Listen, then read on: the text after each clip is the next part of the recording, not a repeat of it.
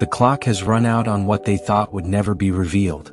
All those years of twisted stories, stolen moments, and behind-the-scenes sabotage, they thought they'd buried the evidence deep enough to sleep soundly.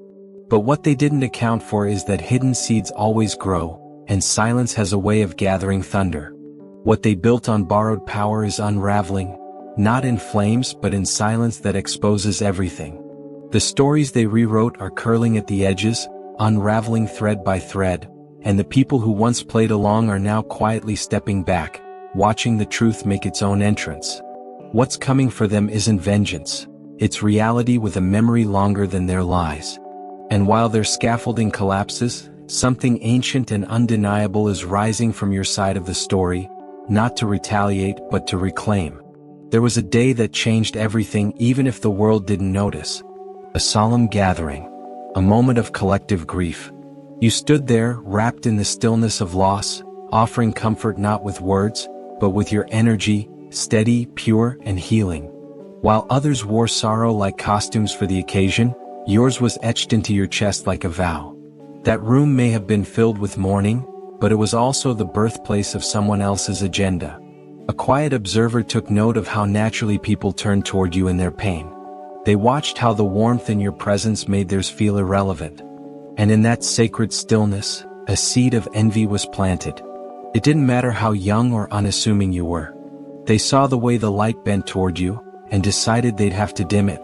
The blueprint of betrayal didn't begin with chaos.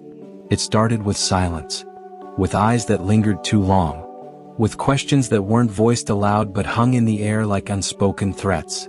The plan didn't arrive with thunder. It whispered, and it waited. They saw that you were loved without condition, and they mistook that love as a threat to their own control. What should have been a day of legacy and remembrance quietly morphed into the launchpad of a campaign to remove you from your rightful place. They couldn't erase the memory of how much you were cherished, so they began rewriting the narrative instead. What they didn't expect was that they weren't the only ones taking mental photographs. In the background, unnoticed by the ones who plot, were quiet witnesses. People who remembered your sincerity that day, how you showed up, not just in presence but in truth. They didn't understand what they were watching at the time. The stiffness in someone's hug, the strange tone behind a compliment, the way certain glances were exchanged like secret codes. But memory is a patient keeper. And over time, those fragmented observations began forming a picture no one could ignore. Now those once invisible threads are being tugged. Conversations from years ago are echoing back with new clarity. Glances once dismissed are now being re-examined for what they truly were, early warning signs. The story that was manipulated behind your back is starting to fall apart, not because you shouted, but because the truth has weight, and it's finally leaning in your direction. The moment they tried to erase you is the moment you began to rise. Quietly, consistently, unstoppably. There was more left behind than just memories. A legacy had your name carved into it, not in whispers but in bold declarations that couldn't be denied. Land, shares, quiet empires built over a lifetime, all entrusted to the one person who had proven their worth through integrity, not ambition. But someone else, standing in the shadows, saw that legacy as a threat to their illusion of control. They couldn't bear the idea of you stepping into power, so they built a mirage designed to erase you. The choice wasn't about who earned it, it was about who dared to take it. And so, the greatest trick wasn't theft, it was redirection, a strategy wrapped in familiarity and carried out with a smile.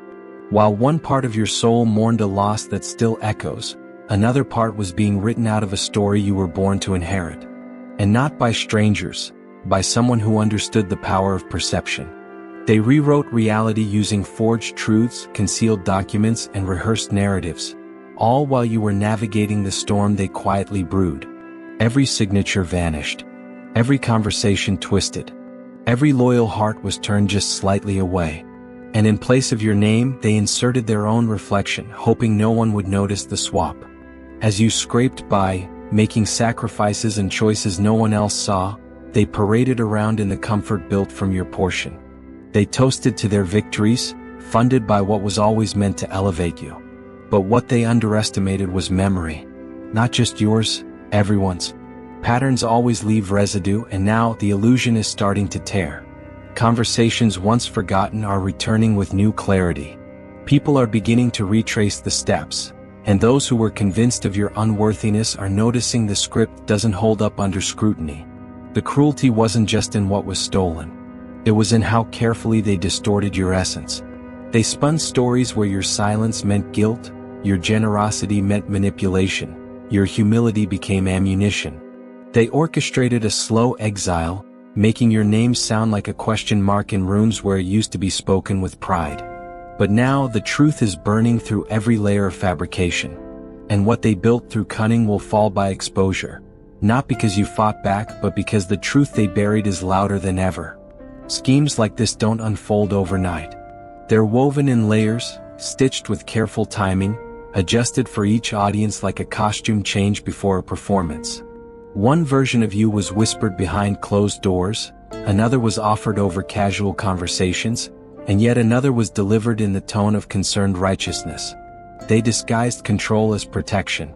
They fed your family bite-sized stories, each tailored to ignite just enough concern, just enough distance, just enough hesitation. And when your character was questioned, they nodded along like it pained them to agree, but deep down they were the architect. This wasn't impulsive. It was rehearsed, designed. And the cost wasn't just material, it was the quiet erasure of everything you had built with love. What they didn't factor in was that truth always leaves crumbs. They were so focused on controlling the center that they never looked at the edges. They missed the quiet witness who sat beyond the circle, piecing together what didn't add up. This wasn't someone trying to play hero. They weren't even part of the story, not officially. But they had a front row seat to the breakdown. They noticed the shifts, the odd timings, the unspoken tension floating behind smiles. And instead of dismissing what they saw, they started documenting. Not out of spite, out of instinct. They didn't carry a badge or a title. They didn't interrupt or confront. But they saw enough to understand that something deeply wrong was unfolding just beyond their wall. A pattern emerged. Visits that became more selective, conversations that grew sharper, an atmosphere that grew heavy with confusion and control. They watched your loved ones slip into isolation and they wrote everything down. Times, words, faces. They kept records, not knowing they were archiving the truth while everyone else was being fed a script. That notebook, now more than just a collection of scribbles, has become the compass pointing directly at the deception.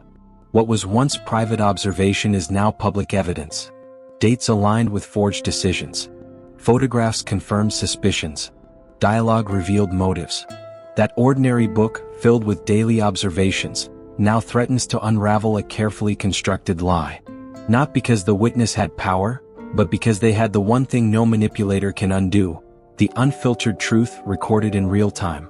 And now the spotlight is shifting. What was done in hidden rooms is about to face the one thing it cannot survive: exposure. The moment didn't come with fanfare. No spotlight. Just a quiet, accidental moment. The kind that feels small until you realize what it just cracked wide open. During a routine clean-out of an old home long left untouched, someone stumbled upon something that wasn't supposed to be found. Behind a panel designed to deceive the eye, they uncovered a container sealed tight, not with dust and decay but with truth. The kind that doesn't fade with time.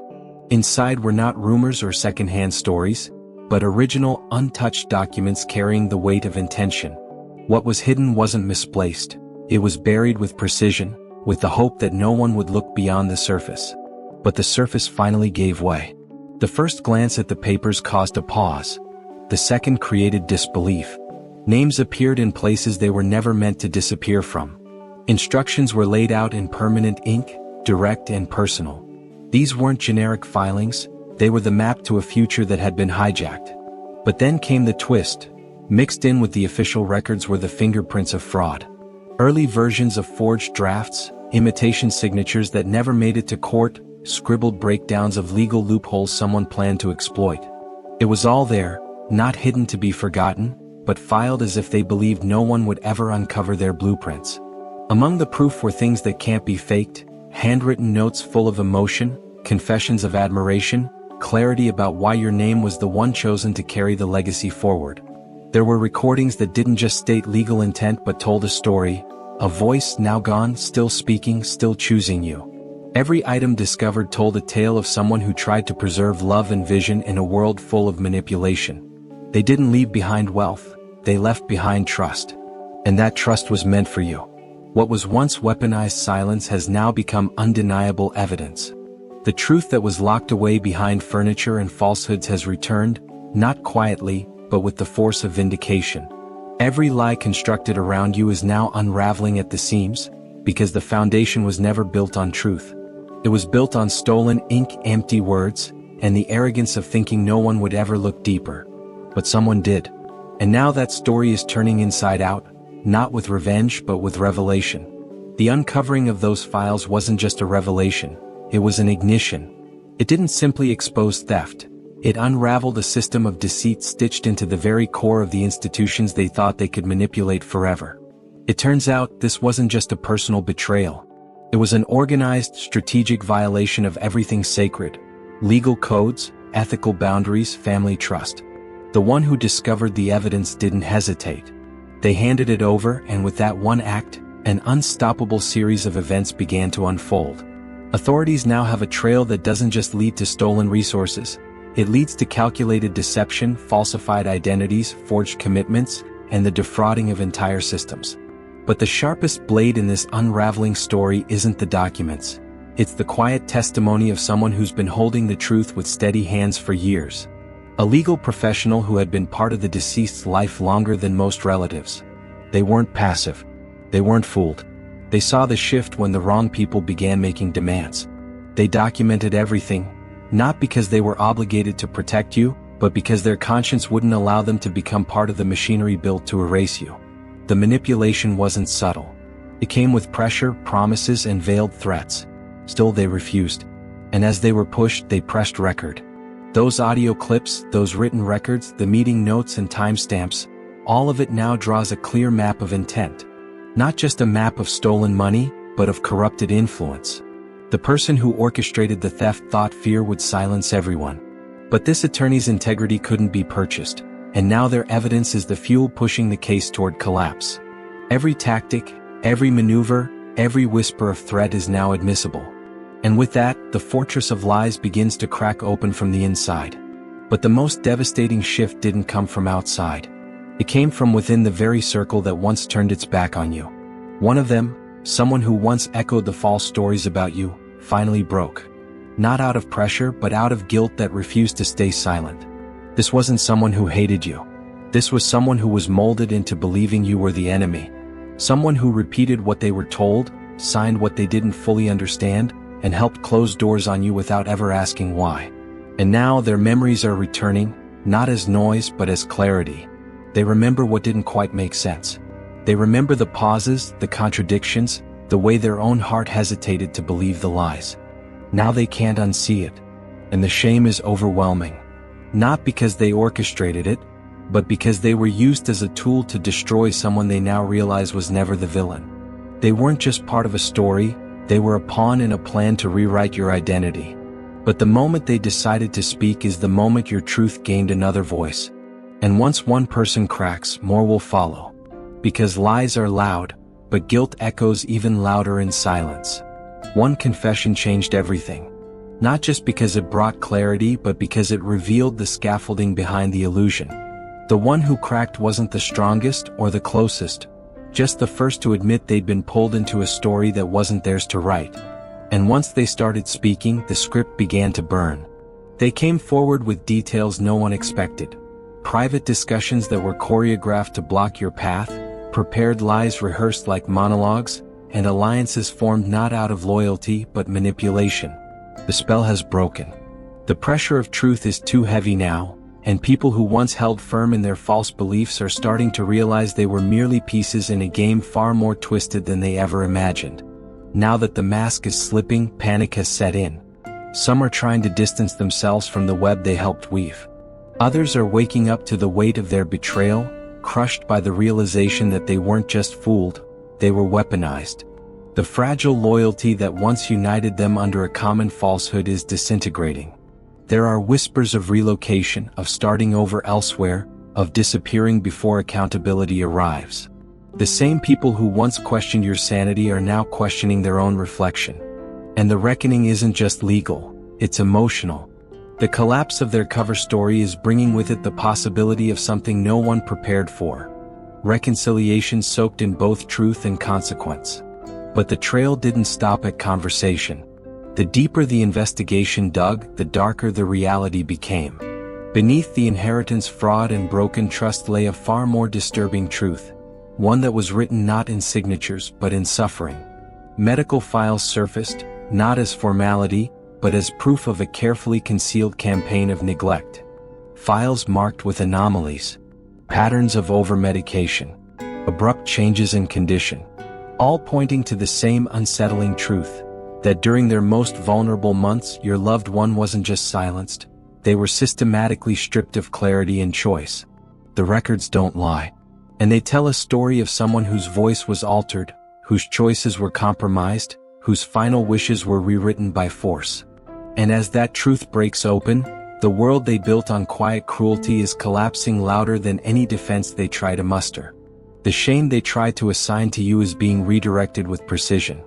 The guilt they projected is ricocheting back toward the source. And the system they built so carefully over the years, it's buckling under the very weight of what they tried to hide. Because no matter how long a lie stands, it forgets this. The truth may arrive late, but it always shows up with evidence. It began with subtle control, shifting permissions, restricted access, quiet exclusions masked as concern. What seemed like routine decisions turned out to be part of a far more chilling structure. The records now reveal that legal authority over medical choices wasn't granted. It was taken through legal trickery so layered it took experts to untangle.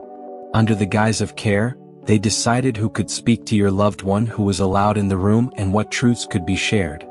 But the most jarring revelation isn't just in the signatures, it's in what those signatures authorized.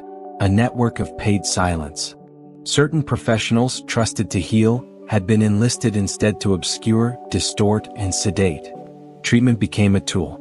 Clarity was replaced with confusion. And what should have been a time of care became a strategic dismantling of autonomy. Those involved weren't just breaking rules.